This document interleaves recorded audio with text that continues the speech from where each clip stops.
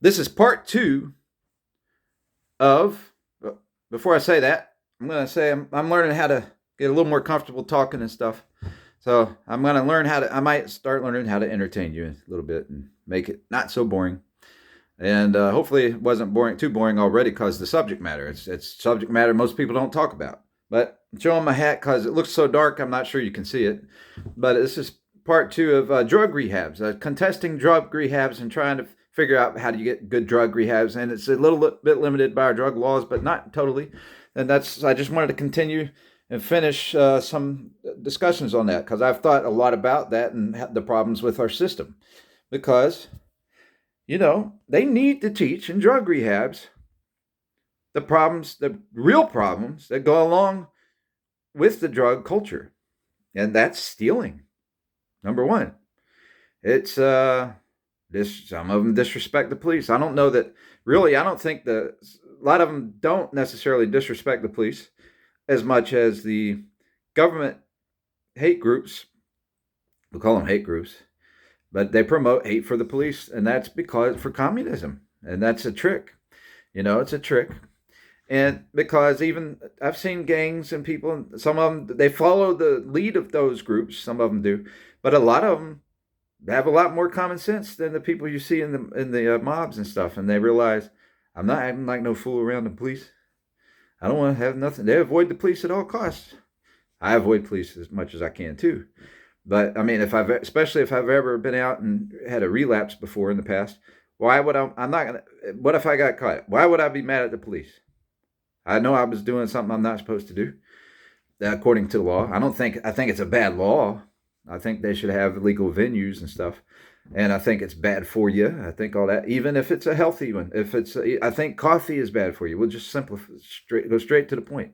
Coffee is bad for you. It's a drug. But it does some good things sometimes, right? The side effects aren't good. I don't like the side effects of any medicine. No medicine side effects. Even there's not a huge, no, aspirin doesn't give you obvious side effects. But so drug rehab, but it does have side effects. I mean, and I don't like the side effects, the blood thinning aspect of it. And, but it helps for the heart. It helps if you're aging. It helps with blood clots if you had certain injuries that cause that or a disorder. So it helps you it may help prevent against stroke, a certain level of aspirin. But too much aspirin, if you do too much aspirin, you do see the side effects, even of aspirin or even of Tylenol. Tylenol, it ruins your liver really fast if you take too much. So there's side effects of every medicine. And so the drug rehabs would be better if they have a Christian base. Anything's better with a Christian base, all right? Don't get offended by that, but I can prove it real quick because Jesus' teachings.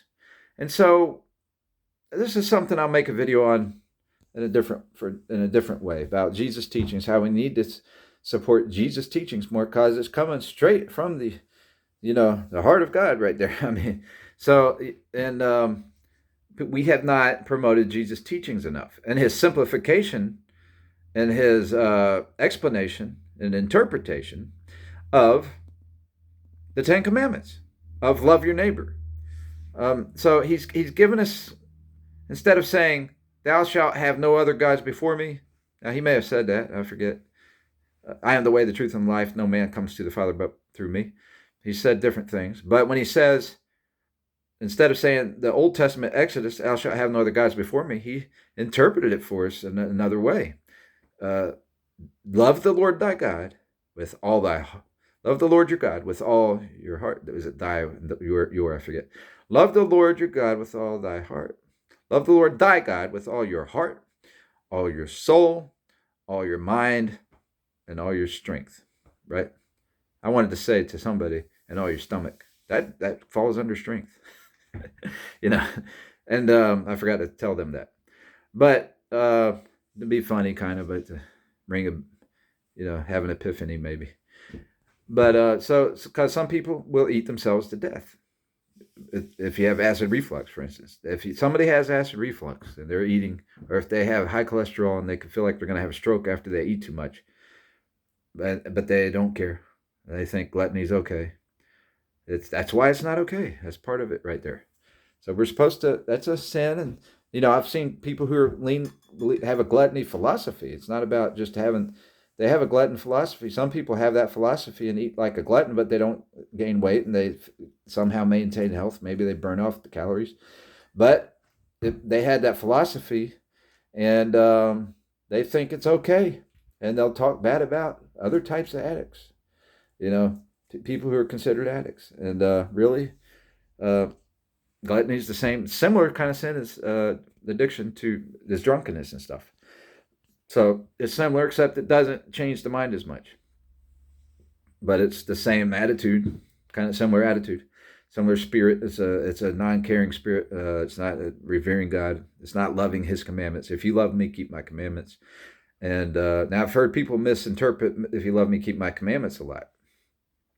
But we need to put those teachings in the drug rehabs, or at least allow them and have more groups, maybe Christian groups that understand that or into it. And when they need to quit ignoring the fact that and act like addiction is the biggest problem out there, the way the system is today, the biggest problem is theft, and that surrounds addiction, and it's the dealing groups that do the thieving, and it's addict dealers that do the thieving, and they use addicts. I don't know why addicts go and say they lost all their money, they spent all their money on drugs.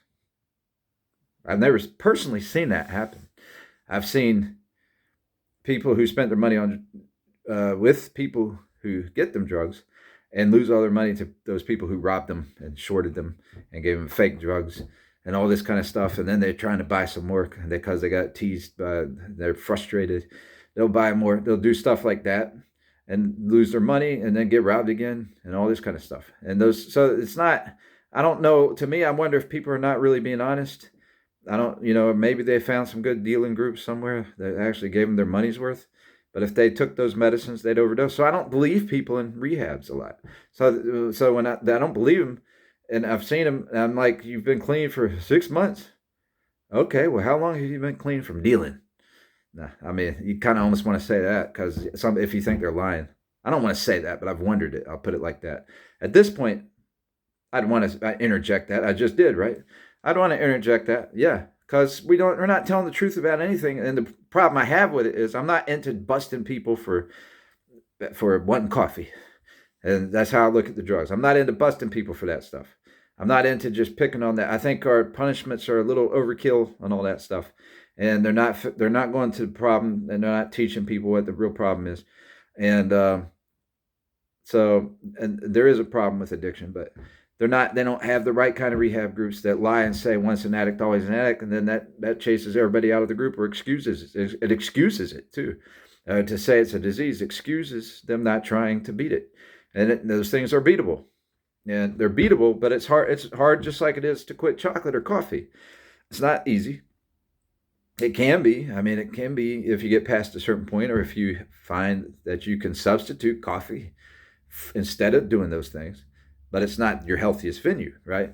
So, but you need the Christian principles of forgive, and do to others as you would have them do unto you if you're the one caught in a fault. That's for the judges, for the leaders of the groups, for the people who have 6 months clean. Because a lot of the people in those groups claim they have 6 months clean and a year clean, 2 years clean. Sometimes they throw that in the face of people who are brand new. What does that do to them? That can cause them to relapse. I mean, you're oppressing them and acting like, sometimes it does. I'm not saying everybody does that, but I've been to groups before. I've seen good groups, but that nobody really wants me in their group because I can test the group in a way. I don't believe it. I've never had an addiction to where I was addicted. I'll say I've done stuff. I've done it quite a few times, but I never wanted to do it again after I did it. But then a month later or a few weeks later, I might want to do it again. But I'd do it one day. I didn't want to do it again. Maybe a couple times, but it's usually I didn't want to do it because I didn't want to give my mind to the devil. But I did feel like I needed escape when I did it now, apparently, or I was curious about some people I knew, and I feel like they're victims. I felt like they're I think it's slavery. And so I didn't think it's fair to keep, I'm a person who was assaulted originally, and had my eyes open to that. I was assaulted by that culture, actually, sexually assaulted. And I'd never kissed anybody before. I was 19 years old. And it was a woman that did it. And, some people might call me lucky for that, right? But no, that's not the case. It made me feel like I was rejected by the side of culture who teaches us to save sex for marriage and stuff. So I felt, but I ended up feeling sorry for the people. I thought that must be why they're out here or something, partly because of the isolation and rejection feeling, or in reality, actually, the isolation and rejection. So, and that most of the isolation and rejection comes from poverty of being robbed and not treated right out there, and then sometimes getting caught and getting what do you call it, a record. But usually, you know, people get a record for people can get a record for possession, or people can get a record for um, stealing. Usually people get caught if they've done violence or stolen, if they're doing something off the wall. But people get caught other ways too, tripping on their feet across the street, crossing the street, whatever. But it's so rampant. They quit. They don't just go after everybody all the time, right? And then some people are sneaky enough, right? So, and some people just don't do it much. So they just, it's like if somebody just does it every now and then, it's like catching a needle in a haystack. And why pick on the person that hardly ever does it? And some people would want to do that. Some of the dealing groups may want to set somebody like that up. But the reality is of rehab, they don't talk about that stuff. They don't talk about those realities because they're not opposing any of the dealing groups. They're not opposing the methods of how the dealing groups work.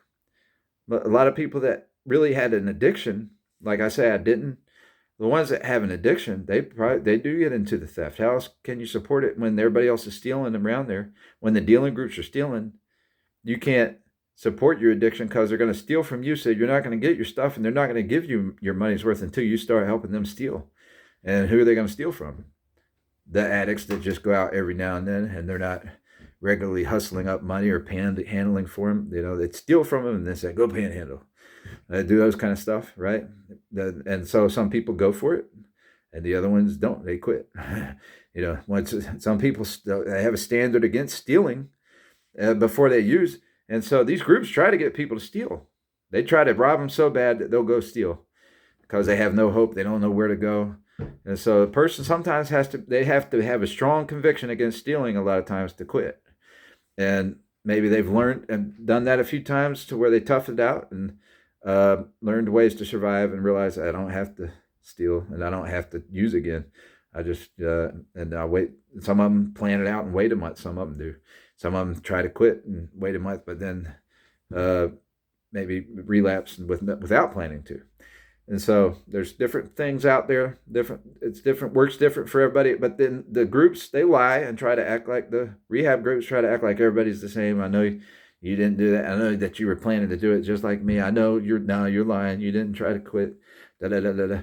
Then they try to act like because it's an addiction or disease, there's no way you could have not wanted to use and had no plans to use, and then all of a sudden used.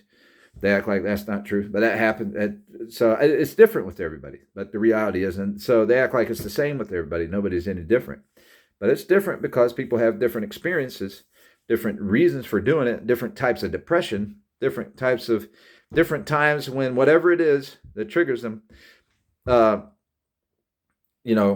feeling like they can't ever recover financially. Some of them feel like it's just, maybe they have a lot of family that does it and they have nowhere to go to get clean. So they just keep doing it, and they may do it for the hustle for that reason. So they're not just hustling and stealing, helping steal. Some of them hustle and try not to be a thief, but the problem is they're surrounded by a lot of thieves. So why don't we have dealer rehab groups? Why don't we have education about it? But how much of that would we need if they legalize some things properly and put the licensed dealers out there instead of stealer dealers? You have licensed dealers, and you have safer medicines because you give scientists a license and a freedom to test a medicinal plant such as coca leaf, just same way they did with heroin and made methadone. Methadone has helped people. Some people say people abuse that. Some people do abuse it. That's on them.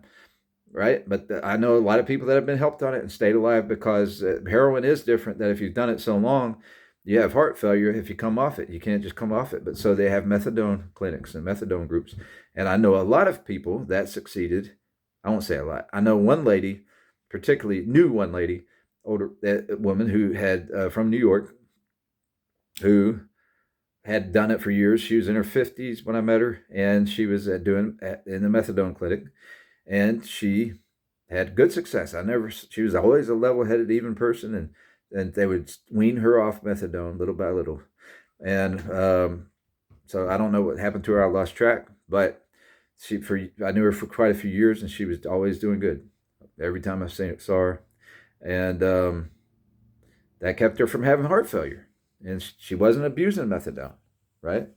So she's the one that told me about all these other people who have had success, people in her group. So that's how I know a lot of people have had success, because of her. So why don't they have that kind of thing for the cocaine? There's a downer, first of all, well, from what I understand, in the coca leaf plant, there's not just the cocaine. There's also a downer in that plant. And I don't know that 100%, but back when I studied it, that's what I understood. But they've kept it a secret, and there's something they called no-cane that they legalized to help people get off cocaine, and they didn't legalize it. I don't know if to this day I've never heard much about it. I haven't studied it and looked it up much. But why haven't they done that? Because they're making a bunch of money off of that one. They're making a bunch of money off of keeping that illegal, in the hospitals and everywhere else. So in the jails, and scientists are making money off it through the crooked scientists who put the formulas in the streets. And so they've made the formulas are so well known now, I guess the scientists don't even have to be involved, but they're still the guys who make the stuff. I don't know about all that, but how they do it or how it breaks down as far as scientists getting anything. But the scientists instead of using that natural plant, I'm assuming it's a completely natural plant made by God. And because I do know the properties of it are antidepressant and pain medicine. And so pain medicine does bring pleasures. It makes you feel good when you're in pain, right? So that's the part that's addictive. But it's not in the right forms. They can make safe forms, I'll put it like that aren't that addictive. They can do that. They have the capability to do that with anything. They lie and claim they can search back tens of millions of years to where we didn't exist. But they can't do that, So those are the issues with drug rehab we should actually talk about too, because that drug rehab should lead to talking about those real problems and show the proof that we need proper medicines, proper legalization. But somehow it's like maybe the cartels are running the rehabs, right? And and maybe the cartels are supported by the addiction specialists in a lot of places, right? Maybe, right? Because think about it, if you had rehabs really talking about the real problems of theft out there and stuff, how they use and they pressure people because people are scared of getting caught. They don't want to. A lot of addicts don't want to be outside the law, but they have this draw for medicine at times, and they have insomnia and depression from bad medicine, not bad medicine, but mixed medicine, or from overdosing because they didn't get a consistent level. Like they thought they're getting 10 milligrams, and you gave them 1,000 milligrams, right? Stuff like that happens, right? So you get stuff they put into black people out.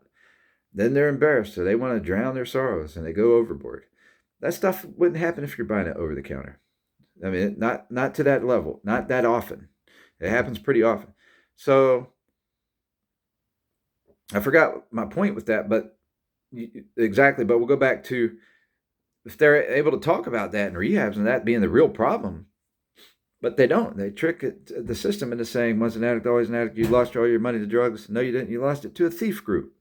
You lost it to organized crime. That's what they lose it to. And a lot of them lose their life to it. A lot of people lose their life to it. I could have lost my life a few times. I mean, there's a lot of people who know me a little bit or have seen me.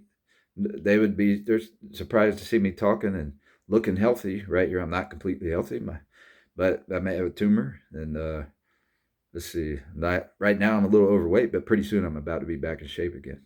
So, but if all goes well. But I've had injuries. I've been beaten. Uh, I've had lots of situations where people thought I'd get shot and stuff, and that could still happen. That could still happen based on people I know from met in my past. Those things could happen, right? But there might be some people thinking that's the miracle kid right there. I mean, I can guarantee there's some that think that, right?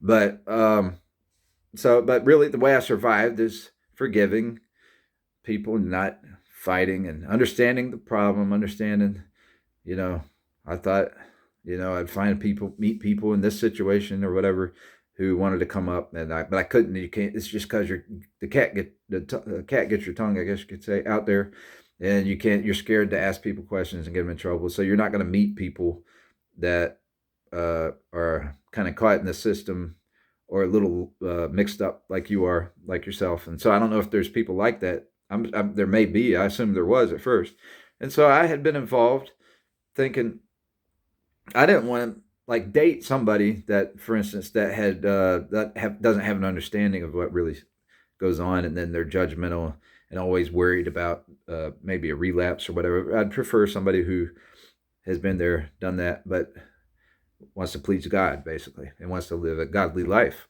So, but where else would I meet that except for somebody who's maybe a slave or victim of it, or who's actually caught in it, and I could help out just by sharing stuff like this. Because people learn how to escape when they have a little knowledge or somebody gives them an idea. And so that's the thing, too. I mean, people in rehabs, how come they don't talk to each other about how to escape a situation? Because they're always blaming the drug as the problem. You have to escape people. It's not that you got to escape people, not the drugs. And then the drugs won't chase you. The drugs don't move without people, first of all. But plus, the bigger problem is the money. It's not the drugs. And really, in the system now, it's the money. And then it's the drugs being not pure. It's drugs not being consistent. It's drugs being tricks. It's all that, Stu. And it's the fact that it's against the law, so you get paranoid. So I'll reiterate that. But if you're able to talk about that, the real stuff in rehab, what the real problem is, and not pretend like everything's about addiction, I can't help myself, and it's impossible to beat addiction and all that, unless I go to a group all the time. That's the only way I can beat addiction. For me, it would have been the opposite, because I'll be honest, that sometimes it didn't bother me, but my thing is, don't think about the stuff if you're having those kind of curiosities that come along. And really, I guess the most tempting thing for me would be, well, my stuff was robbed and I didn't really get to try it. I want to find a chance to really see what it's like if I get to go sit and take my time. And it's not fair that I got robbed and this and that, and it's going to take me so long to recover, property and stuff. It's depressing. It's hopeless. You feel hopeless. You're tired of being judged and all, because you really should be being paid back for what you got robbed.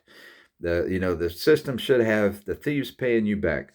And now, but in reality, even when drugs are not involved and that happens, it's hard to prove the thief did it. It's hard, and they may threaten you. It's dangerous to call them out a lot of times, especially in that situation, because you don't have support for it. But now, in life outside of drugs, when thieves do stuff, you have a lot of support behind you, and everybody knows the thief is wrong and all that. So thieves should be caught and pay back the person they robbed.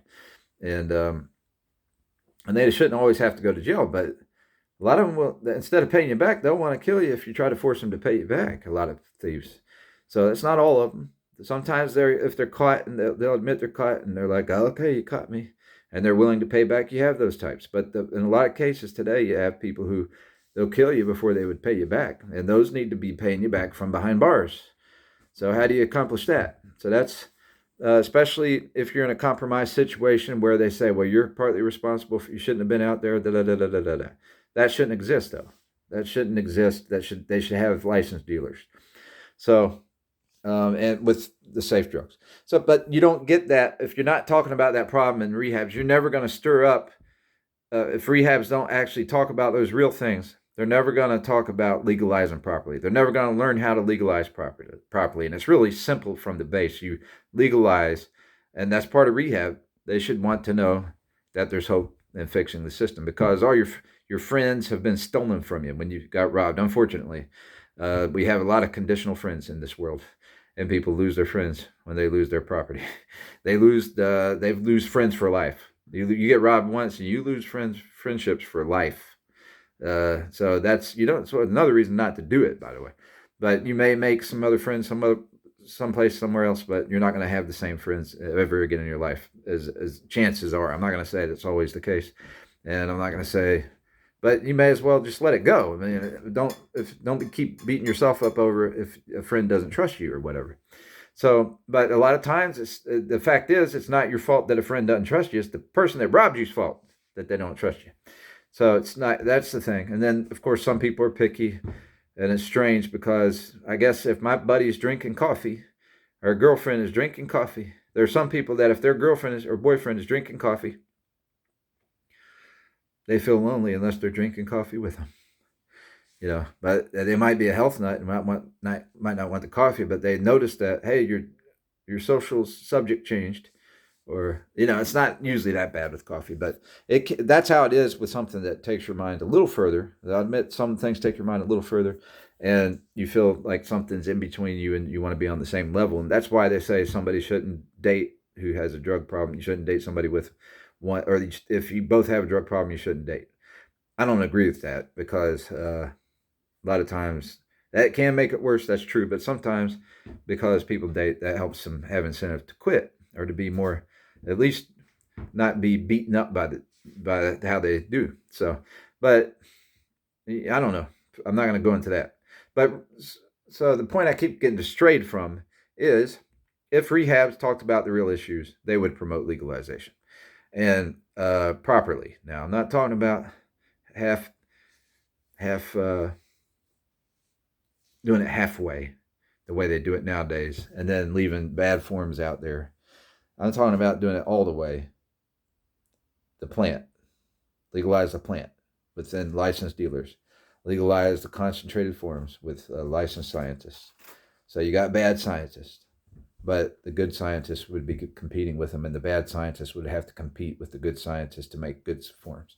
And so then you decide after that if some of those forms are safe enough to put over the counter in a pharmacy, or which ones go to the doctors, right? And most of it, for now, I'd say, to simplify it, they'd go in the hands of doctors, but psychiatrists too, not just regular doctors. And you quit suing doctors.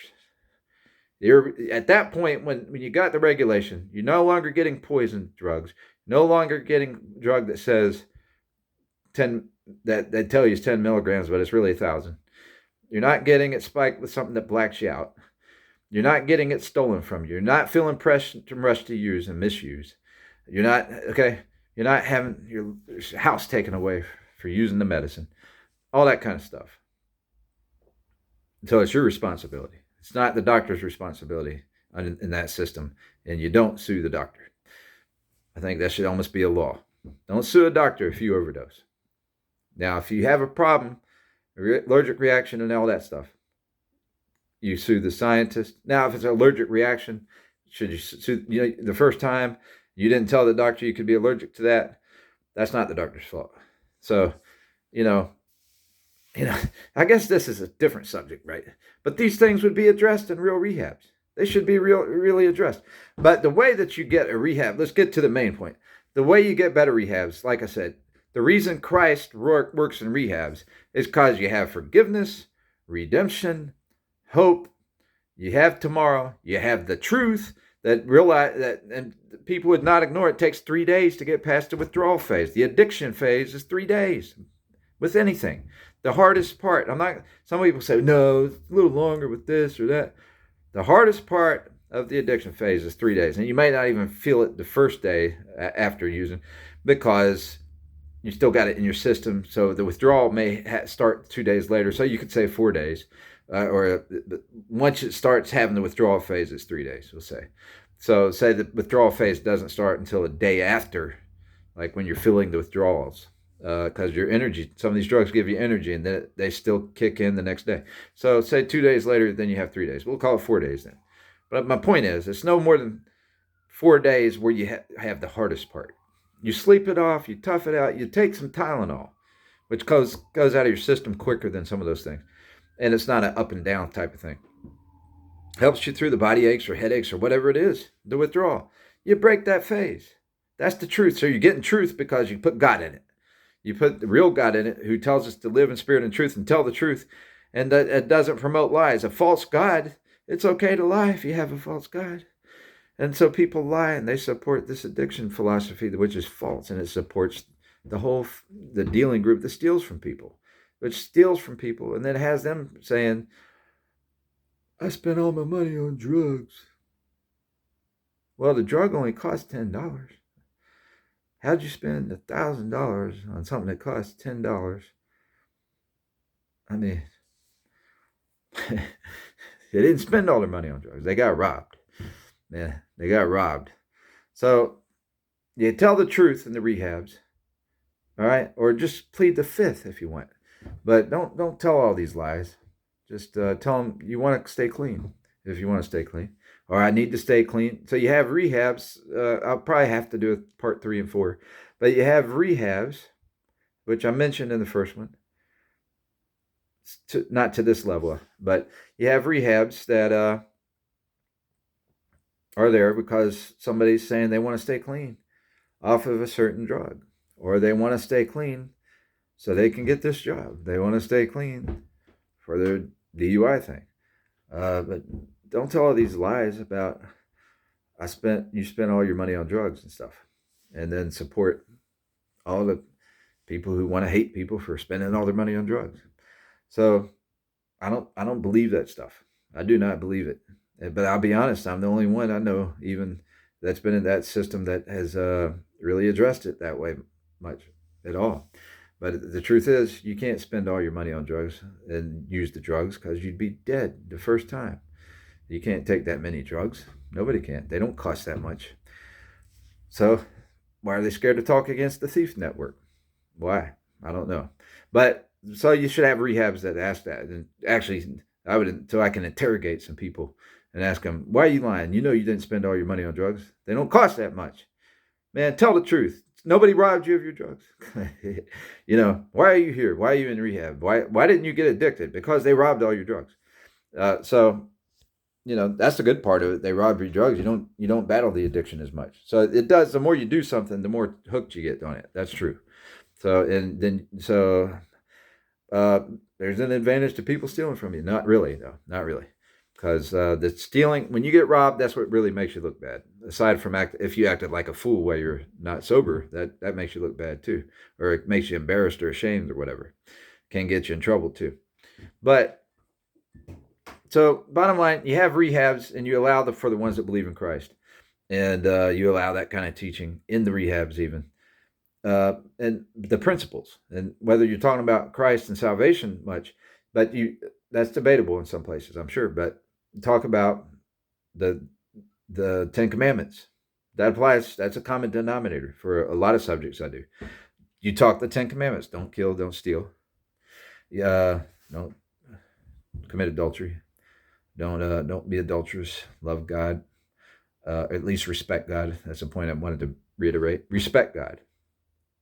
If in this group, the God of the 10 Commandments, the God Christ that told us to love our neighbors. And we're working. Purpose of rehab is not just for you to get clean. It's for you to learn to love your neighbors and to care for your neighbors. And to understand medicine. That's why I say it's not just another reason. It's not just to get clean.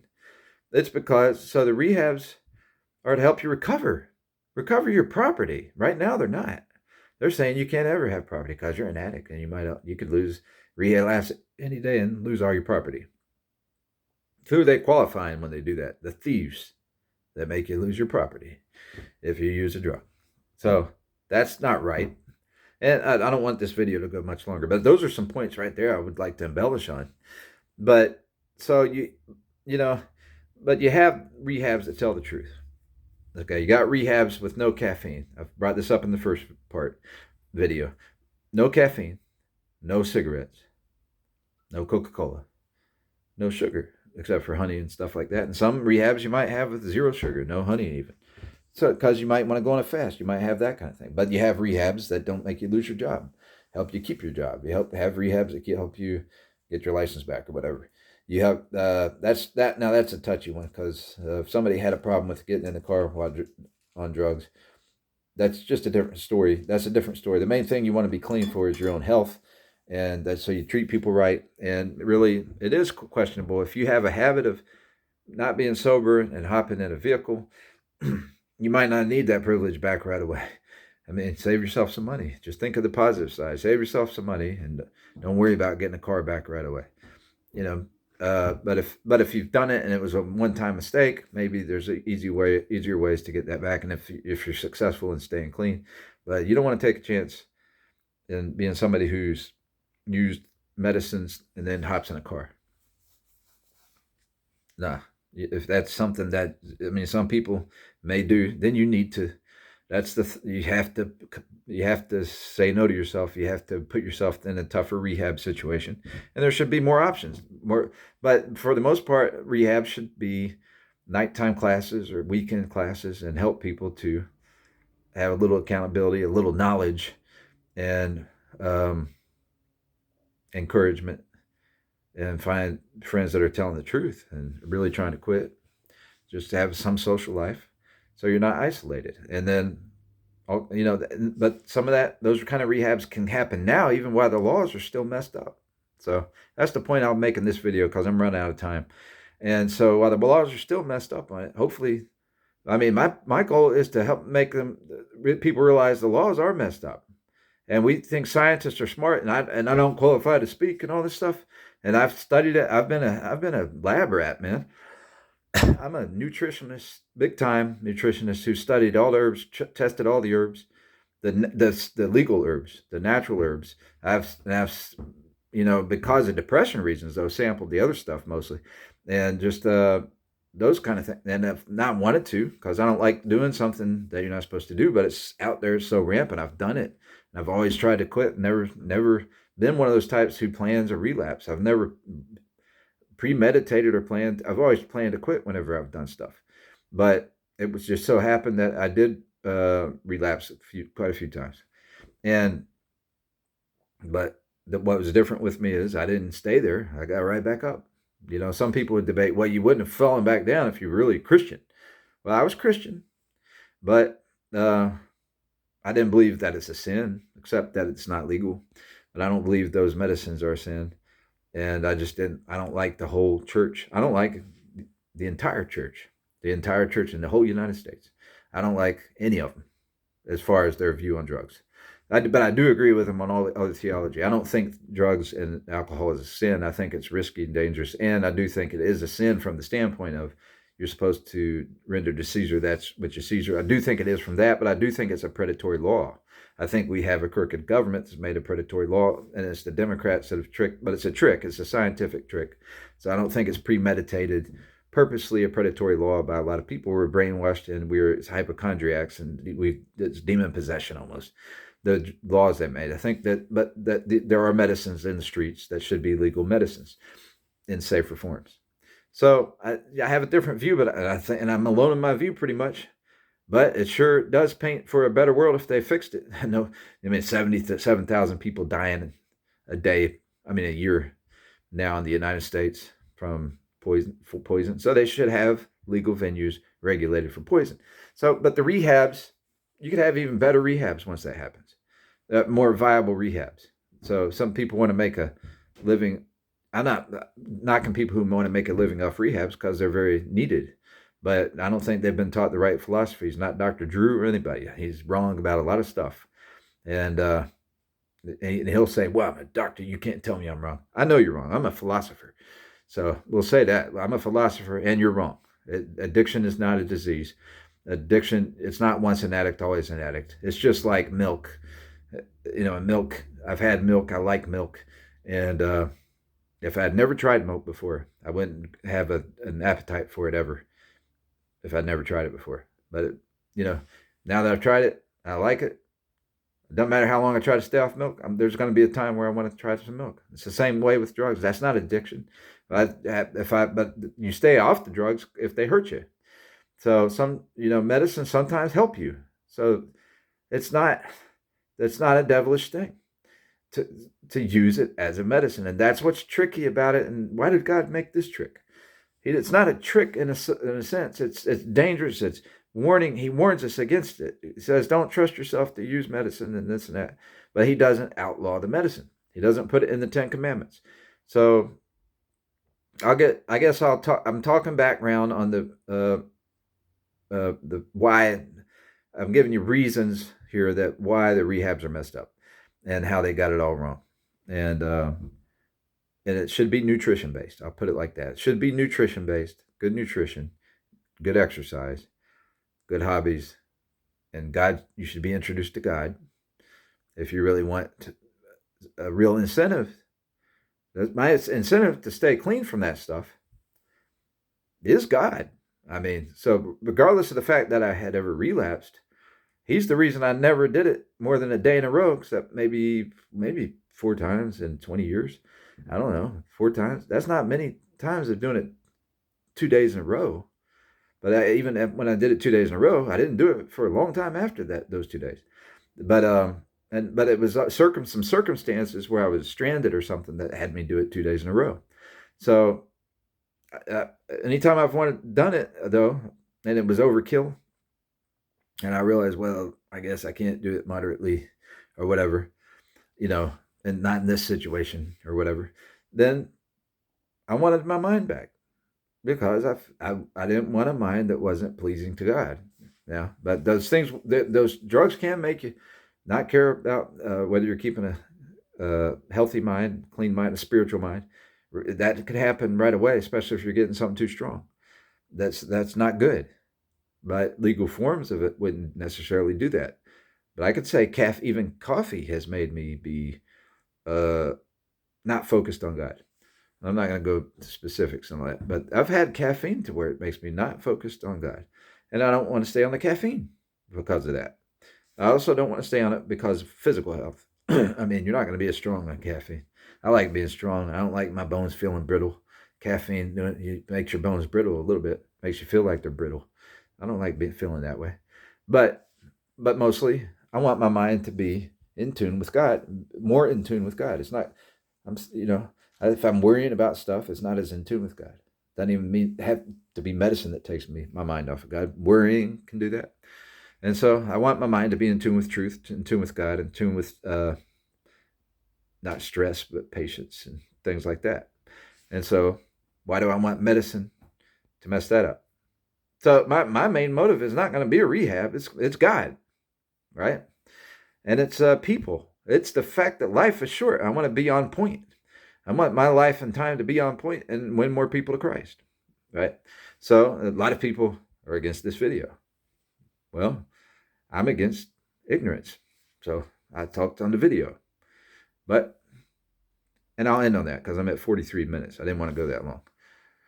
So there may end up being a part 3, which talks about just a little more about rehab ideas. There's a lot I could say about this. I could even have this subject and have live feedback at some point if I ever have an audience. All right. Thank you very much. 1 John 4:8, he that loveth not knoweth not God, for God is love. If 1 John 1:8, he that says he has no sin makes God a liar, and the truth is not in him. But if we confess our sins, verse 9, he is faithful and just to forgive our sins and to forgive us from all unrighteousness. And why would God do this whole process? Because we plant seeds for heaven, and people, they sprout. They do. They sprout. Some are going to sprout and some won't. But we keep planting seeds. And so that's why I try to practice to be holy. My motivation for being holy is because I don't know how to be holy all the way. But down here I don't. So I don't always know. I don't want my goal to be holy, to be better than people. My goal in holiness that seems to keep me more in track more times than not is to plant seeds to help people go to heaven, help lead people to heaven. And because I don't want people going to hell and being in misery and being a miserable being treated like a miserable, and be in misery from addictions and stuff either, and be in misery by hanging out with people stealing from them because you don't deserve to be stolen from. Nobody does.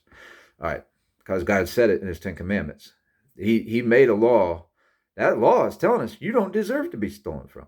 All right, so let's not live miserable. I want everybody to live with blessing, and we're not going to feel all that on earth completely, but in heaven we will. All right, thank you.